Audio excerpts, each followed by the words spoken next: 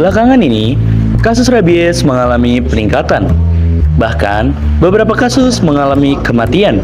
Berdasarkan data terakhir Kementerian Kesehatan pada tahun 2023, sudah ada 31.000 lebih kasus gigitan hewan penular rabies dan 23.000 lebih kasus gigitan yang sudah mendapatkan vaksin anti rabies dan 11 kasus kematian disebabkan oleh rabies, di mana 95% kasus rabies tersebut disebabkan oleh gigitan anjing yang terinfeksi. Rabies adalah infeksi virus yang menyerang otak dan sistem saraf manusia. Virus rabies atau yang bernama Lissa virus yang dapat menular ke manusia melalui gigitan hewan yang terinfeksi, seperti anjing, kucing, atau kelelawar. Nah, ada juga tanda-tanda hewan yang terkena rabies, yaitu mengeluarkan air liur yang berlebihan, nafsu makan yang menurun, mudah terkejut, perilaku yang menghindar, dan sifat yang agresif. Virus ini biasanya ditularkan melalui air liur hewan yang terinfeksi.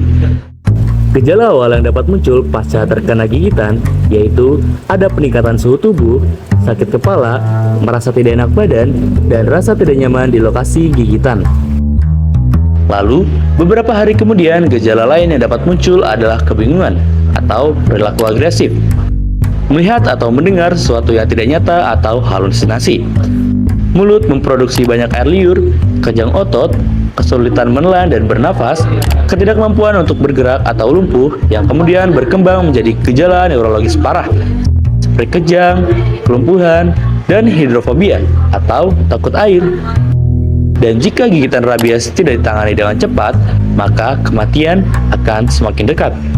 Penanganan untuk pasien rabies yang terkena gigitan adalah segera ke fasilitas kesehatan terdekat untuk pemeriksaan dan penanganan lebih lanjut.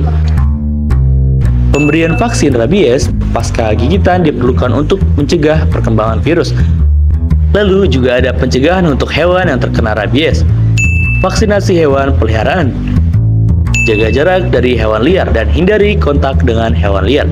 Jika melihat hewan liar di lingkungan sekitar, laporkan ke pihak yang berwajib.